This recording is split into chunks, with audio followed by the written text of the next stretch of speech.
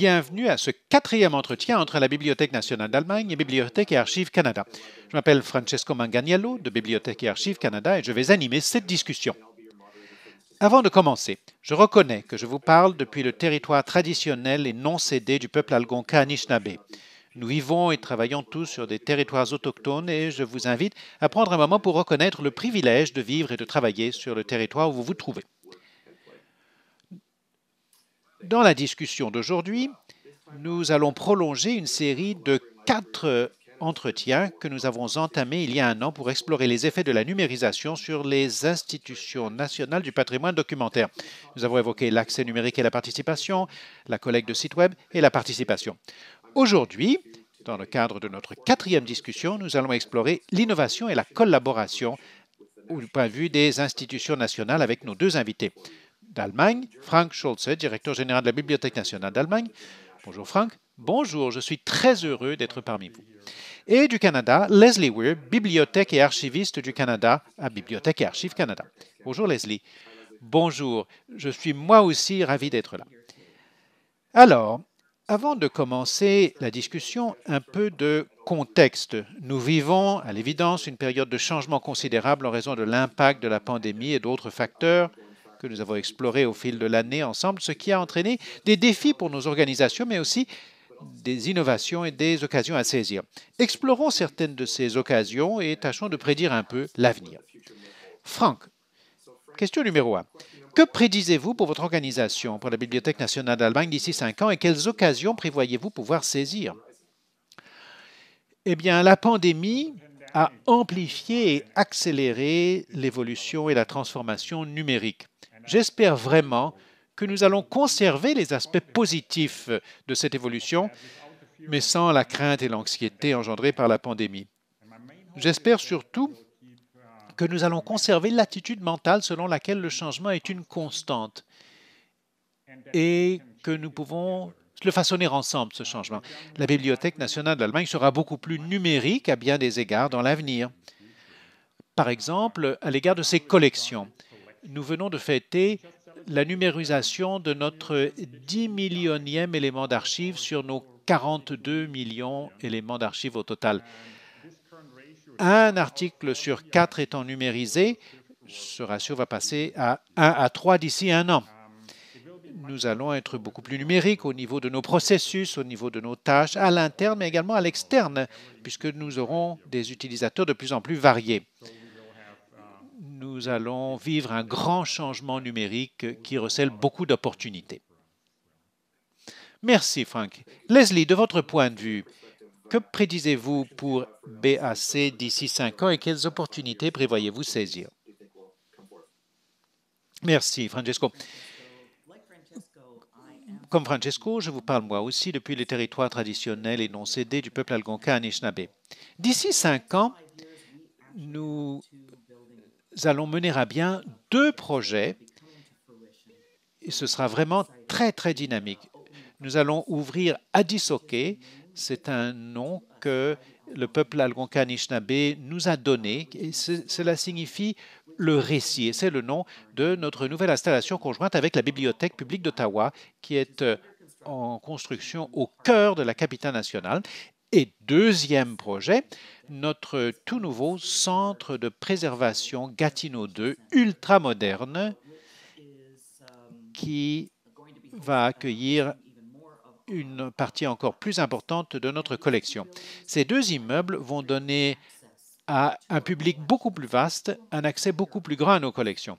J'espère, comme Franck, que dans 5 ans, la pandémie de COVID-19 sera un souvenir distant, mais je dois reconnaître que les confinements nous ont obligés à nous adapter rapidement et à adopter notamment de nouveaux outils numériques et j'espère que cela continuera. Cette créativité, cet esprit d'innovation, tandis que nous mettons en œuvre non seulement le lieu de travail de l'avenir, mais aussi la Bibliothèque nationale de l'avenir avec une présence numérique beaucoup plus grande.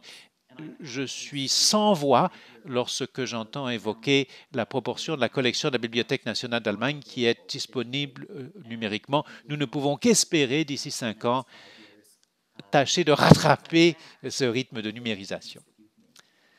Merci, Leslie. En vous entendant, vous et Franck évoquer le fait que le changement est une constante, cela m'amène à ma question suivante. Comment prévoyez-vous, Franck, dans le droit fil de vos activités de numérisation, comment prévoyez-vous que les interactions entre le public et vos collections vont changer d'ici quelques années? Le fait que nos collections sont devenues beaucoup plus numériques rend les objets analogiques non pas moins utiles, ne réduit pas leur valeur, mais permet une participation de la part d'un beaucoup plus grand nombre de communautés. Car ce n'est que si l'on compile de nouvelles collections qu'il sera possible pour le public de poser de nouvelles questions et d'y répondre au niveau de l'apprentissage machine, de l'exploitation des données à grande échelle, pour acquérir de nouveaux savoirs, lesquels vont irriguer nos collections. Il s'agit d'un défi, bien sûr. Il y aura au moins en Allemagne des restrictions relatives aux droits d'auteur et nos utilisateurs devront toujours visiter la bibliothèque s'ils veulent travailler avec nos collections. C'est pourquoi nous mettons actuellement au point la notion des salles de lecture numériques qui sont basées sur les espaces de co-travail, de co-création. Il s'agit donc de centres d'impact bibliothécaire. Il s'agit d'espaces dans lesquels il sera possible de débattre de grandes questions de société et d'y répondre. Merci, Franck. Vous avez déjà parlé de la collectivité, du travail collectif dans votre première réponse, et vous venez de développer cet élément. Leslie, comment prévoyez-vous l'évolution de l'interaction entre le public et vos collections d'ici quelques années? Eh bien, je crois qu'avec l'ouverture d'Adisoke, le fait que nos services centraux seront dans le même local qu'une bibliothèque publique va vraiment nous amener à changer la façon dont nous concevons l'expérience utilisateur. Nous allons avoir des contacts tout différents avec le public. Bibliothèque et Archives Canada sera plus visible, ainsi que nos collections. Nous pourrons rejoindre des publics moins traditionnels, non seulement dans la région de la capitale nationale, mais partout au Canada, car nous devrons bien sûr développer nos outils en ligne et par conséquent rendre nos collections accessibles non seulement partout au Canada, mais dans le monde. Nous espérerions aussi qu'un plus grand nombre de gens vont contribuer à nos collections par l'intermédiaire d'outils collectifs comme Collab que nous proposons déjà. La pandémie nous a montré aussi qu'il est avantageux pour les programmes publics d'inclure une combinaison d'éléments présentiels et en ligne. La démonstration a été faite qu'avec les événements virtuels, on peut créer des opportunités qui n'existeraient pas autrement. Et je crois que cette tribune en est cette série de panels en est un excellent exemple. Merci, Leslie. Je n'aurais pu mieux le dire. Et on en revient donc à la question suivante, celle de la collaboration. Franck, pourriez-vous nous donner un peu plus d'informations ou d'aperçus sur ce que la collaboration représente pour vous dans l'avenir? Outre cette excellente collaboration avec Bibliothèque et Archives Canada, Europeana et la Bibliothèque nationale d'Allemagne envisagent un avenir numérique. Il s'agit de créer un réseau d'institutions culturelles et scientifiques, réseau qui représente déjà une tâche organisationnelle et technique immense que nous abordons ensemble en tant que collectivité. La collaboration est indispensable à notre époque de numérisation, où la complexité et la volatilité sont à l'ordre du jour. C'est pourquoi nous considérons que la collaboration entre les établissements culturels et de recherche et le public se généralisera et s'approfondira, ce qui entraînera un partage plus grand des infrastructures et des outils. Notre tâche à la Bibliothèque nationale d'Allemagne consiste à jouer un rôle fédérateur, organisateur. et communicateurs. Par exemple, nous venons de coordonner la rédaction du nouveau livre blanc sur la stratégie du gouvernement fédéral qui évoque les priorités pour la suite de la transformation numérique du secteur culturel public en Allemagne d'ici quelques années. Je pense que nous allons certainement suivre l'axe de la collaboration. Merci, Frank. Leslie, de votre point de vue, la transformation par la collaboration, qu'est-ce que cela signifie pour l'avenir? Frank a bien raison. Il est extrêmement important que les bibliothèques nationales s'inscrivent dans des stratégies nationales et soient partie d'un réseau international. Bibliothèques et Archives Canada travaille étroitement avec les initiatives nationales de numérisation du patrimoine documentaire, avec d'autres éléments du secteur des bibliothèques, musées et archives au Canada. Nous nous concentrons sur les réalités numériques du pays, tout en faisant en sorte que les Canadiennes et Canadiens aient accès, puisque le Canada est un pays très vaste, et ce n'est pas partout au Canada que l'on a accès à une bande passante à haut débit nécessaire pour participer. En même temps, le Canada est un pays très multiculturel. Nous devons veiller à ce que nos collections soient pertinentes pour tous et reflètent notre société en changement constant. Nous devons donc rechercher activement des avis, des partenariats, des apports quant à la manière dont différentes communautés souhaitent être reflétées dans notre collection.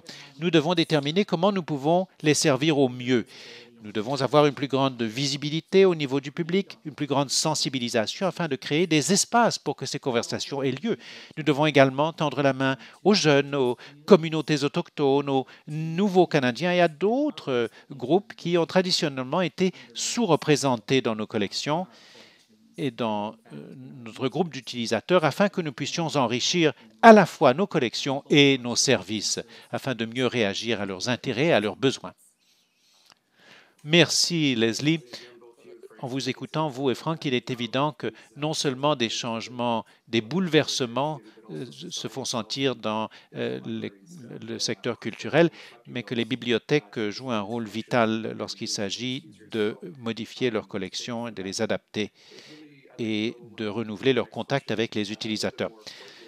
La question suivante s'adresse à vous d'abord, Leslie. Est-ce qu'il y a une innovation, une réalisation dont vous êtes particulièrement fier? Je dirais que je suis particulièrement fier, tout récemment, incroyablement fier, de l'inauguration de notre livrelle des nations aux nations, voix autochtones à Bibliothèque et Archives Canada. Il s'agit vraiment de la première publication en son genre. Elle comporte 28 essais d'auteurs des Premières Nations, Inuits et Métis. Nous sommes particulièrement fiers que ce livrel a été mis en vedette hier au Salon du Livre de Francfort et nous espérons que nos collègues en Allemagne et dans le monde entier auront la possibilité de vivre ces voix autochtones et d'en apprendre davantage au sujet des nations autochtones du Canada. Merci, Leslie. Frank, de votre point de vue, est-ce qu'il y a une initiative ou un projet dont vous êtes particulièrement fier? Il y a une chose dont je suis particulièrement fier, c'est parce que c'est quelque chose que nous avons réalisé ensemble, c'est la proposition de valeur pour la Bibliothèque nationale d'Allemagne. La Bibliothèque nationale d'Allemagne offre une variété étonnante d'opportunités de contribuer à quelque chose de significatif et de durable en établissant un lien entre le patrimoine culturel et l'avenir numérique. Merci, Franck. Nous avons des réalisations et c'est une source de fierté. Que dire des projets futurs, des initiatives qui entraîneront de grands changements dans votre organisation? Il ne s'agit peut-être pas d'un projet proprement dit, mais de l'un de nos champs d'action stratégiques qui consiste à développer constamment notre organisation apprenante. Il s'agit de nouveaux principes de travail, de gestion stratégique des technologies de l'information, d'une refonte organisationnelle et de la gestion de la diversité. Merci, Franck. Et vous, Leslie, de votre point de vue, est-ce qu'il y a des projets à venir qui vont entraîner de grands changements? Je voudrais préciser que nous sommes en train de mettre au point une vision pour 2030. Nous y travaillons depuis plus d'un an, mais l'inauguration se fera au printemps 2022. Je suis vraiment emballé à la pensée que notre vision nous projettera 10 ans en avance, nous permettra de disposer d'une feuille de route afin de nous permettre de collaborer tous avec une destination commune dans laquelle le public, nos partenaires, nos parties prenantes et les membres de notre équipe pourront tous se reconnaître. Une vision qui sera partagée et que nous réaliserons ensemble afin d'aligner tout le travail qui se fait au niveau de nos projets de construction, de nos projets de numérisation, du développement de nos collections, de l'élaboration de services, que tous ces éléments vont être conjugués pour nous aider à donner vie à notre mandat afin d'avoir l'impact sur le Canada et la société canadienne que nous espérerions avoir. Donc, notre vision 2030. Merci, Leslie. De grands changements s'annoncent dans les deux organisations. Leslie, pourriez-vous développer un élément technologique, une autre innovation qui vous intéresse particulièrement? Eh bien, en ce moment, pratiquement le monde entier se préoccupe de l'environnement. Nous sommes très, très préoccupés par notre avenir, l'avenir de notre planète, sachant que chacun d'entre nous doit faire de son mieux pour préparer un avenir durable. Je suis ravi que nos deux projets de construction, nos deux nouveaux immeubles, sont carboneutres.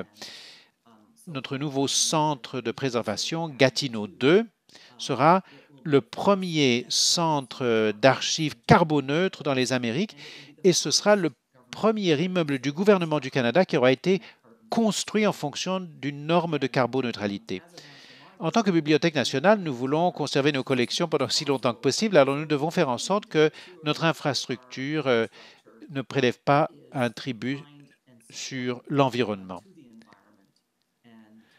Nous avons donc été ravis, il y a un peu plus d'un an, lorsque le gouvernement a annoncé qu'il financerait le budget supplémentaire nécessaire pour s'assurer qu'Adisoké, notre nouvel immeuble qui ouvre en 2025-2026, sera également carboneutre. Nous envisageons de nouveaux moyens de faire en sorte que notre action soit respectueuse de l'environnement. Ce que Franck a évoqué au niveau du numérique, de l'accessibilité, le fait que les gens ne seront plus obligés de se rendre dans nos établissements, même s'ils sont très beaux, c'est une autre façon dont nous pouvons aider l'environnement. Merci. Il s'agit d'une excellente nouvelle pour nos collections, nos utilisateurs et l'environnement.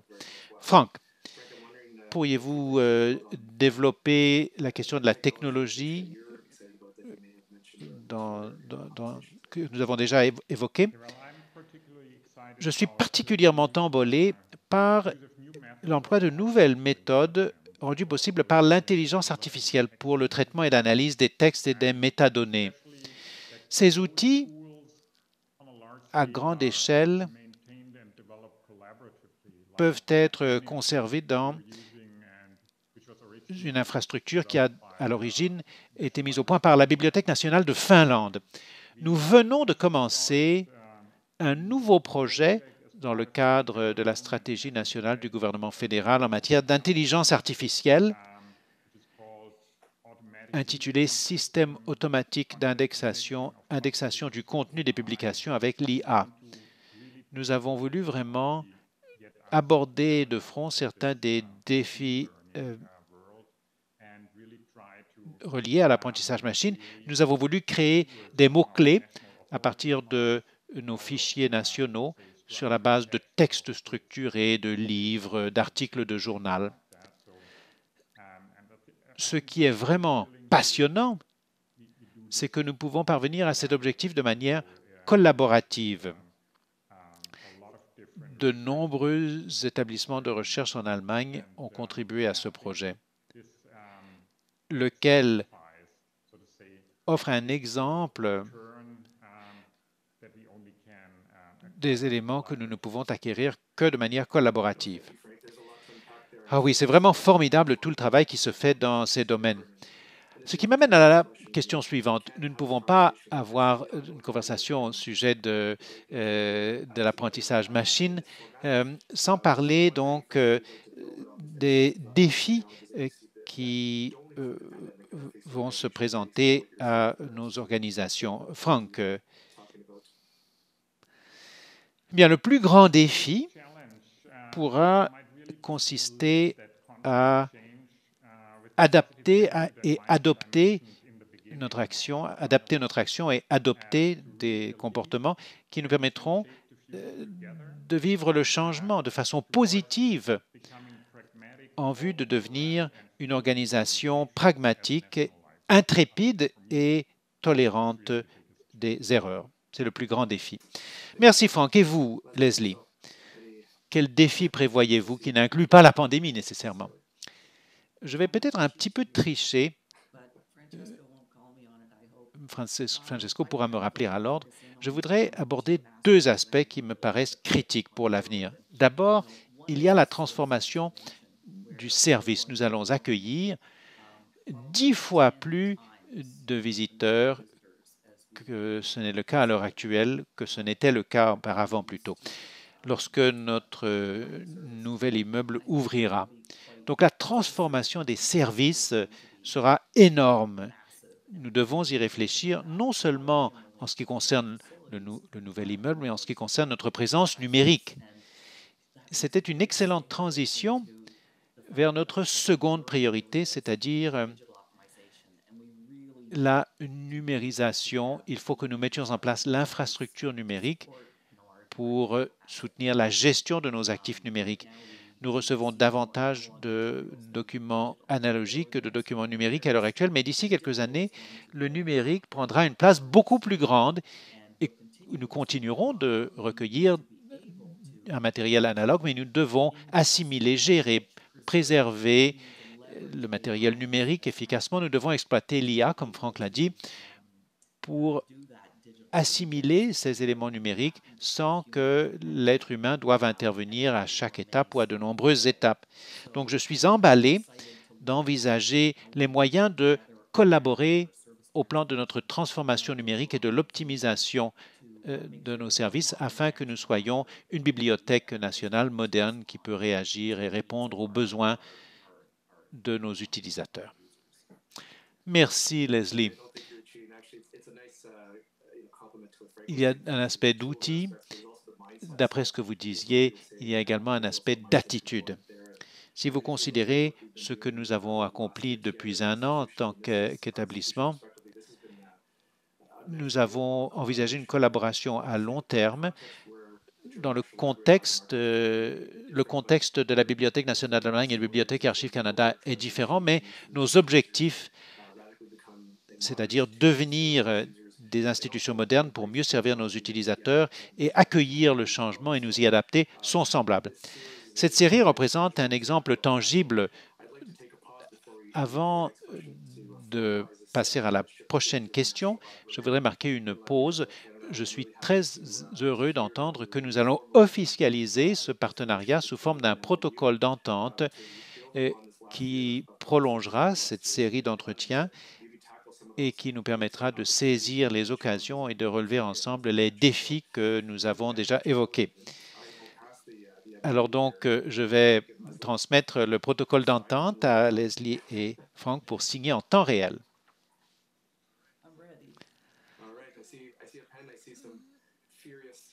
Je vois que vous signez tous deux. Si vous êtes prêts, je le reprends. Je vous remercie. Encore une fois, sincèrement, je crois qu'il s'agit d'une excellente démonstration officielle du travail que nous accomplissons ensemble depuis un an. Je suis emballé de voir ce que nous pouvons faire d'autre dans l'avenir. Nous voici parvenus à la dernière question de notre entretien. Encore une fois, la collaboration est essentielle, le changement est essentiel, Travailler ensemble, c'est indispensable. Frank, compte tenu du protocole d'entente que nous venons de signer en temps réel, pourriez-vous développer les opportunités que vous prévoyez au niveau de nos deux institutions? Nous sommes très heureux de renouveler, d'approfondir la coopération qui existe déjà depuis longtemps entre nos deux institutions. Avec la transition numérique, il y a tellement de ressemblances entre nous. Ce protocole d'entente peut constituer une base solide, un socle sur lequel nous pouvons bâtir la collaboration et les échanges professionnels de l'avenir. Je suis convaincu, d'après notre expérience jusqu'ici, que cette relation sera très fructueuse pour Bibliothèque et Archives Canada ainsi que pour la Bibliothèque nationale d'Allemagne. Merci, Frank. À vous, Leslie, le dernier mot. Eh bien, tandis que nous mettions au point ces 4 entretiens, nous avons vraiment cultivé des relations. De nombreux membres des équipes de Bibliothèque et Archives Canada se sont découverts des collègues à la Bibliothèque nationale d'Allemagne, des collègues qui partagent tellement d'intérêts, mais surtout dans les domaines dans lesquels la Bibliothèque nationale d'Allemagne est en avance sur nous, nous pouvons tirer parti de leurs expériences et peut-être des erreurs, des choses qu'elles referaient différemment. En même temps, il y a d'autres domaines qui sont complémentaires, dans lesquels nous avons peut-être une expertise, des pratiques exemplaires que nous pouvons partager. Je pense que nous avons d'ores et déjà vécu une expérience extraordinaire depuis un an dans l'élaboration d'une relation qui, comme Frank le disait, existait déjà, mais est devenue beaucoup plus riche pendant ces quelques derniers mois. Alors, nous sommes très heureux d'envisager la prolongation et le développement de ces relations, de continuer d'apprendre et de partager nos meilleures pratiques. Merci Leslie, merci Frank. Je me fais l'écho, après avoir participé aux 2 dernières conversations ainsi qu'à celle-ci, du fait que ces expériences sont vraiment extraordinaires et que nous allons pouvoir prolonger ces conversations. Je remercie Frank Schulze de la Bibliothèque nationale d'Allemagne. Je remercie Leslie Weird de Bibliothèque et Archives Canada pour votre temps. Je vous remercie également vos collègues, tous ceux qui ont participé aux conversations depuis un an, expérience très enrichissante. Les collègues de Frank à la Bibliothèque nationale d'Allemagne et mes collègues à Bibliothèque et Archives Canada qui travaillent en coulisses. Et je voudrais remercier enfin nos spectateurs, que vous soyez au Salon du Livre à Francfort ou à domicile. Merci d'être des nôtres aujourd'hui. J'espère que cette conversation vous a plu et je vous souhaite une bonne continuation.